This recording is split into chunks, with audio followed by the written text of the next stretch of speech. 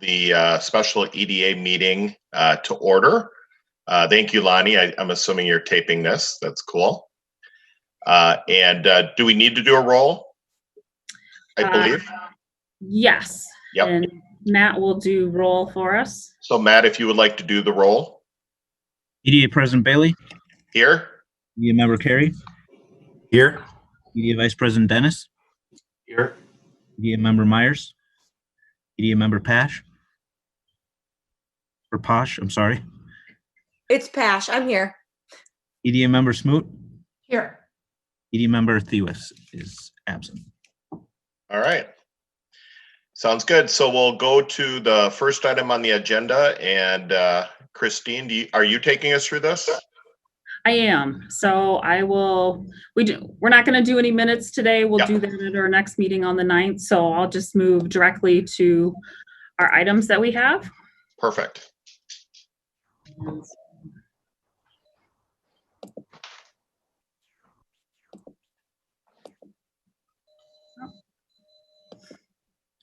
All right. So moving too fast for you. So our first item is award small business assistance emergency program grants. So as you know, our world has changed recently. One in particular is due to the COVID-19 pandemic. Governor Walz issued a stay-at-home order roughly March 16th. A number of businesses were impacted by that, specifically to his executive orders 04 and 08, which saw the closure of restaurants, salons, gyms, massage, nails, even doctor's offices. So when that came about, we decided that maybe in order to encourage the economic vitality in our community, we should develop a small business assistance program. So that was brought before the City Council on May 6th at a workshop. They were supportive of the idea of a grant program. Then we brought that to the EDA on May 7th to review and approve that grant program. We allocated $300,000 from our EDA trust, which is not tax dollars, to provide up to $10,000 in grants. So we reviewed a number of different cities that also had a grant programs to develop our eligibility guidelines. And the guidelines that we developed were that eligible businesses were listed in Executive Orders 04 and 8, had to be located in Cottage Grove. The business had been in operation for 2 years to show that they were profitable before the pandemic, 3 to 25 full-time employees, and make $1 million or less in annual gross income. In the first round, we saw 10 applications. One application was incomplete, and we told that business that if they provided additional information, that business could be considered for future grant rounds. Ellers and Associates, Keith Dahl is on the call in case there are questions for him. Eller and Associates was our third-party consultant, who is also our financial consultant, reviewed the applications, and they reviewed them strictly on the eligibility guidelines that we provided to them. One thing that we noticed, and as I mentioned, only getting 10 applications in that first round was maybe the word wasn't getting out to the community. So we had done an initial mailing of 95 letters to those who met the executive orders for 04 and 08 and reaching out to businesses as well as different social media and our community partners. So we decided to open the grant round again, and that deadline was last Friday, May 29th. Again, we only received 5 applications. What documentation was used to kind of develop the list? It's called Reference USA. It's used by many communities to develop their database for business retention and expansion. And so based on that database was how we came about some of the eligibility guidelines, for example, the $1 million or less in annual gross revenue. Since the application pool was low, reached out to a number of businesses just to inquire, hey, we have this program, why haven't you applied? And what we learned was some of the concerns were the number of years in business. Maybe they were relatively new to the community, so they'd been in business at least a year. The number of employees in terms of full-time, and the annual gross income. So based on that, we want to help our community as a whole, and really want everybody to take advantage of this opportunity. So we were suggesting revised program guidelines to allow more businesses to apply. Some of the same eligibility guidelines are in place. You can see bolded are the ones we're looking to change. So there are still those businesses per the executive order, have to be in Cottage Grove, but we increased the number of full-time employees from 3 to 70. Also, we changed the amount of annual gross income to 3.5 million or less, and being in business for 1 year. And then another item that was still as part of the eligibility guidelines last time was that they had made effort to apply for federal and state funding. It's encouraged, but it's not required. So based on those kind of revised guidelines of those applications that we had in the first round, the businesses to be considered for a $10,000 grant are All About Nails, Bellissimo Salon and Spa, Dance by Chris, Healing Place of Cottage Grove, the historic John P. Ferber Farm, Las Margaritas, Mathnasium of Cottage Grove, New Century Salon, and Turbo Nails. Again, the one application that was incomplete was Rustic Floral Boutique, excuse me. They do have an opportunity to reapply. So as before, we're asking these businesses to provide a brief report to the EDA in 2 months. That's roughly November 1st based on all the documentation, but we'd like to know how they're using those funds. Are they using it for working capital, employees' health benefits, leave, mortgage, rent, utilities, and so forth. So based on that, we're asking for consideration of approval of 9 of the small business grants, and then approval of those revised guidelines, 3 of the 6 guidelines. And with that, I can take any questions.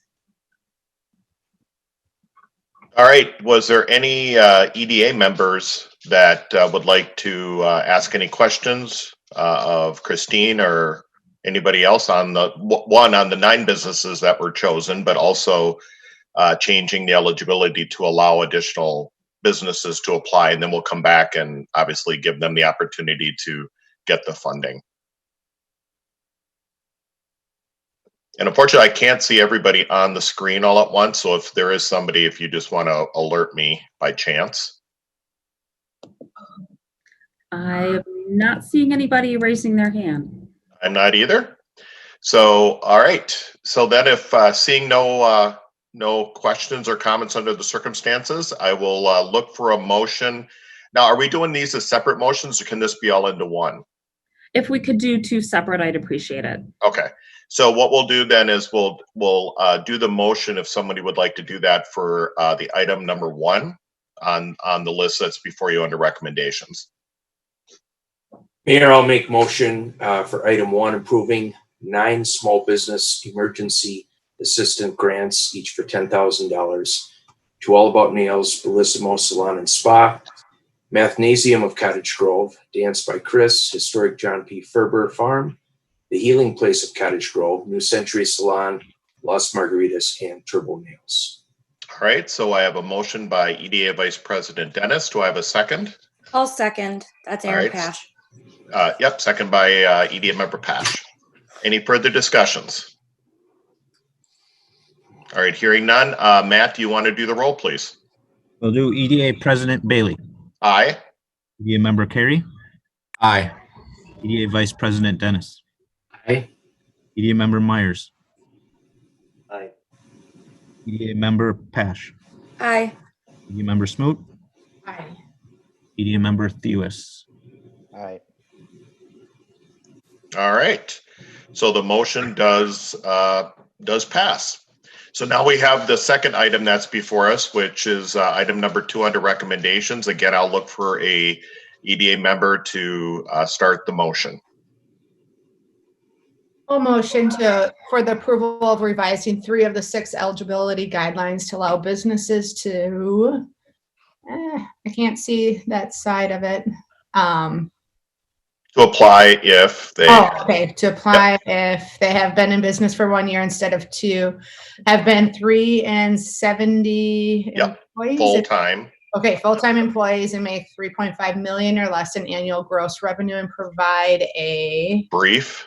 brief, thank you, report to the EDA no later than November 1st, 2020 on how the grant was used for Eligible. Okay, eligible expenses. I know, I feel like I'm helping you read. I just moved a little. I don't know. I have all the pictures on the side here. I can't. I change- found out you could actually just move that sometimes. I do the same thing too. I'm like, oh my goodness, I'm not gonna be able to read that. So How do you change that? Let's see. I just grab the top part and slide it over, Hmm. like the whole screen part. Just press down. There You we can go. also hit the escape key, and what that'll do is that'll put the pictures back up on the top. There you go. Got it. Okay. Well, there we go. We do a lot of FaceTime, not a ton of Zoom with our clients. No, we're all good. Thank you for the help. All right. So we have a motion by EDA member Smoot. Do I have a second? I'll second. All right. Is that EDA member Carey? Did I say? Yes. Okay. So second by EDA member Carey. Any further discussion? All right. Seeing none, Matt, do you want to do the roll? EDA President Bailey, Aye. EDA Member Carey, Aye. EDA Vice President Dennis, Aye. EDA Member Myers. Aye. EDA Member Pash, Aye.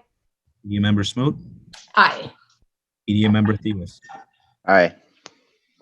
All right. Perfect. So both items passes. So thank you. Obviously, I'm sure our businesses in Cottage Grove that are going to be affected by this are thanking all of us too, even more so now with all the other craziness going on in the world on top of COVID with the rioting and reduced hours a lot of people are going through. So next item on our agenda is the First Amendment to the contract with the private development and subordination agreement with 80th and Hemingway LLC, which is the development that's being proposed for the former Cottage Grove City Hall site on 80th Street. So, Christine, are you taking us through this one too? I am. Sorry, you're stuck with me. Yeah, no, that's good. So in early March, the EDA and City Council approved the contract for private development and sale for the old City Hall site for a 4-story, 120-unit market rate apartment building. And this was, as the mayor said, with 80th and Hemingway LLC. So again, the COVID-19 pandemic has kind of changed the business climate as well as development. The developer saw approximately a 3 to 4 week delay in architecture and design. And originally they were supposed to close on the property on June 4th, but the developer has requested an extension to July 31st. The developer is still committed to the project. They actually submitted the footing and foundation permit on May 21st. So as soon as the property is sold, then they would begin the footing and foundation work. The earnest funds were submitted even before the original development agreement was signed with the EDA and City Council. As part of that development agreement, the EDA and City also agreed that their interest in the development site would be secondary to the lien of the mortgage held by the lender, and this is called a subordination agreement. In this case, the city is not providing any financing such as tax increment financing. Their financing is private through Bridgewater Bank. So by signing the subordination agreement, this puts us in second position and would put Bridgewater Bank first, who is financing the project, hence they would be paid back first. So the execution of the subordination agreement is kind of common practice for development when the EDA and city are not providing any financing of the project. So before you are recommendations to authorize this First Amendment, and that's just change the closing date from the June 4th to July 31st, and then authorization of the subordination agreement. And with that, I can take any questions. All right, EDA members, any questions on this item? Mayor, I have a question. Yes, EDA member Dennis. All right, thank you. Christine, we've been at this project now for a long, long time. And I guess I would like to get your professional appraisal on this. Is this going to happen, or are we just continuing to have additional, pushbacks of time? Because it seems like we've had several steps already we've had to take back on this. And, I think we'd really like to see this happen. Mayor and EDA member, Vice President Dennis, it's true. We've been at this a long time, and partly I think the timeline has seemed extra long originally with the library involved. That has now gone away. The developer is still committed to the project. I do believe it's going to happen. I think there was just some unforeseen, unfortunately, with COVID, getting some of the design work done and finalized to get it in for building permit review. I do believe that the project is going to happen. Has it taken longer than we'd all like? Yes. But I do believe it's going to happen. So are we getting to a point where we may want to put something into this, some kind of a deadline or something? Because again, my sensibilities with it and the way that I'm feeling, I'm starting to wonder if it's going to happen. And if these folks aren't going to be the ones to do it, then I'd like to see something happen there. I know we all would. Definitely. So is there? I mean, Mayor, what do you think? Well, I would tell you that, there's a lot of different developers that come in and they toe the line. Councilmember Dennis, Vice President Dennis, one in particular in a different piece of property in our community where a hotel developer kept saying they want it, and then never decided to come through. The difference in this one to me, one is we asked her at the time, if you recall, the very beginning of all this, to work to see if we can incorporate the library property. So I do think part of the issue is we were asking her to work, or them to work with the other adjoining parcels to create something bigger if we were able to do it. So I think, to be honest with you, I think we did some of it. And then second of all, frankly, she has been very open and even contacting me outright as the mayor just to tell me, yeah, we are committed to this. Here's what's going on. I just wanted you to know we're having some issues with COVID, getting the pieces into play. As you heard from staff, there's earnest money down already in that. So, I mean, we have some financial commitments from her. And then we also know, I guess, which is the other nice thing, I think, if we can finally get this project in the ground, because we haven't had apartment buildings built in Cottage Grove. It's more difficult for banks to provide lending money because they don't have anything to compare it to, which a lot of them are trying to do. So I do know part of our challenge in this one early on was kind of the first one out of the box. So I think once we finally get this little bugger into the ground and get it built, I think a lot of these others that are poking around right now and putting concept plans out there, I'm hoping will come to fruition, because it'll be a desire and a need within our community, which we all believe. I know, Councilmember Dennis and you and I both agree that I think we are missing this niche in our market. My gut tells me that this is a little bit on us at the beginning of this, but I do truly believe that this project will go through. I can't believe that they would have spent as much money on this project, designing, shifting the buildings, all that kind of stuff, just to walk away at the end. This is different than the hotel thing we dealt with, who didn't even look for plans. They just kind of plopped a building on a piece of paper and just said, here's kind of what we're thinking. This is a lot more detailed than that. So, okay. So we'll be optimistic and we'll push this back one more time and see what happens. Yeah, and I guess to your point, Councilmember Dennis, I think what we'll do is, obviously we're giving them through the end of July.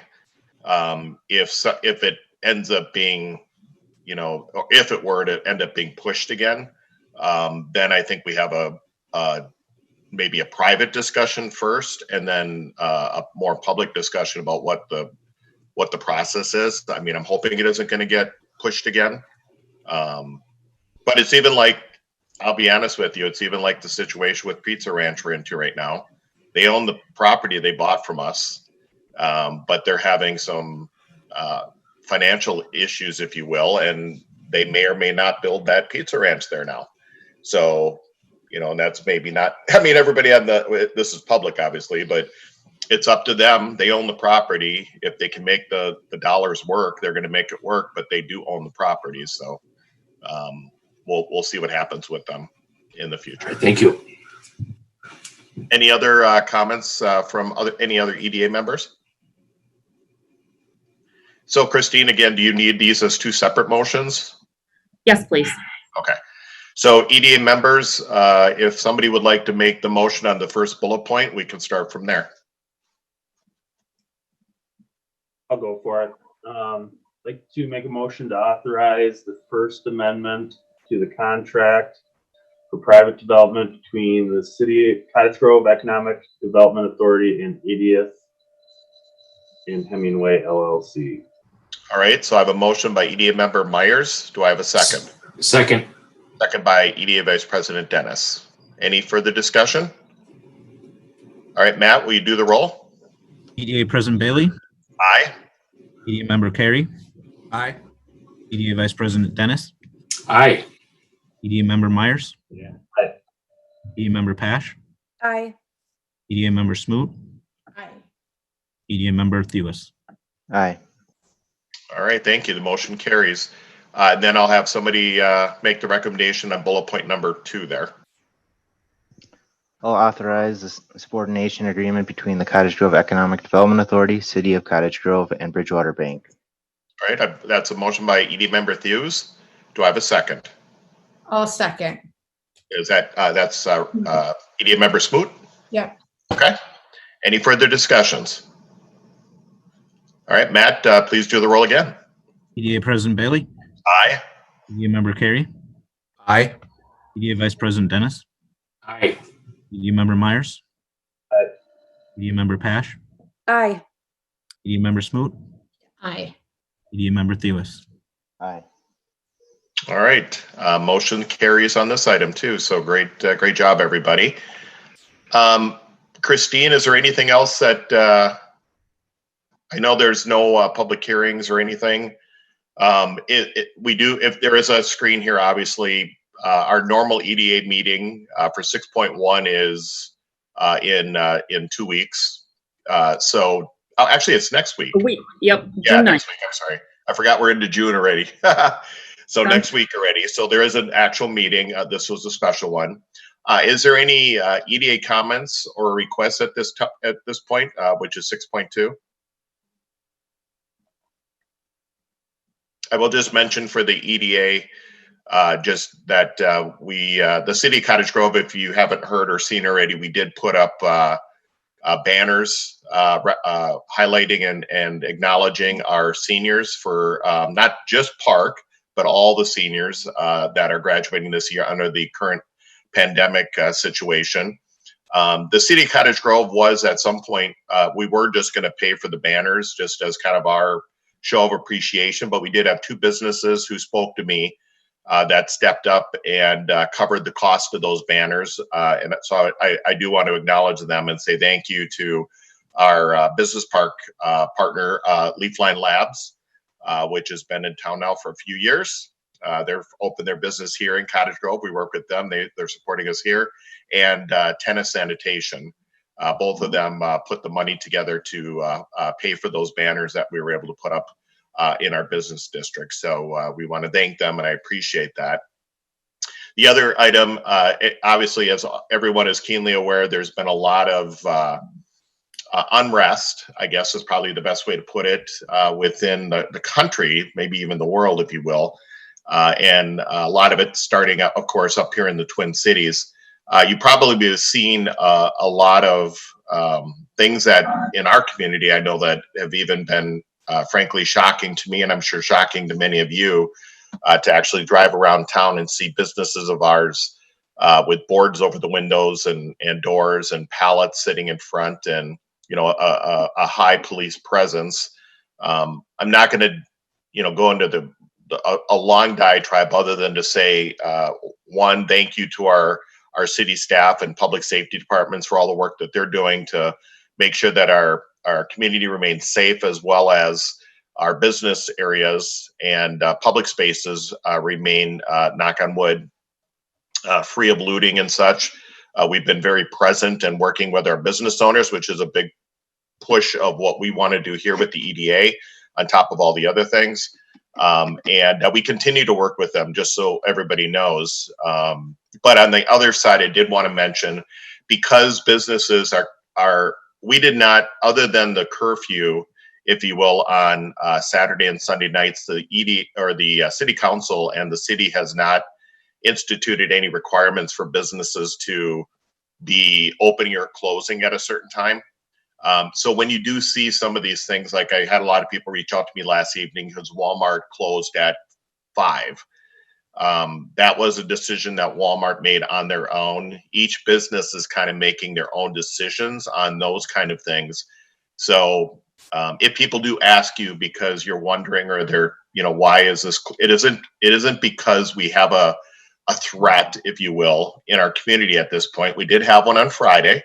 But what it is we're just, it's each business kind of taking it upon themselves to protect their building, their assets, and their people. So just wanted to mention that as a general comment.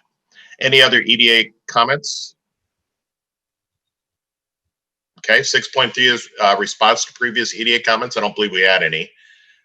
So the next item is, I believe we're moving to adjournment. So I'll look for a motion to adjourn. All motion. All right, so we have a motion by EDA member Pash. Second. Second by, is that Mr. Thews? Yes. All right, seconded by Mr. Thews, EDA member Thews. Any discussion? Matt, do you want to do the final roll? Yes, EDA President Bailey. Aye. EDA member Carey. Aye. EDA Vice President Dennis. Aye. EDA member Myers. Aye. EDA member Pash. Aye. EDA member Smoot. Aye. Member Thews. Aye. Fantastic. Thank you, everybody, for jumping on this special meeting so we could help our local businesses. We'll look forward to speaking to all of you next week, same time, same place, same bat channel, I guess, if we're going to talk Batman here. So have a great day, everybody. Thank you. Thank you. Thank you, everyone.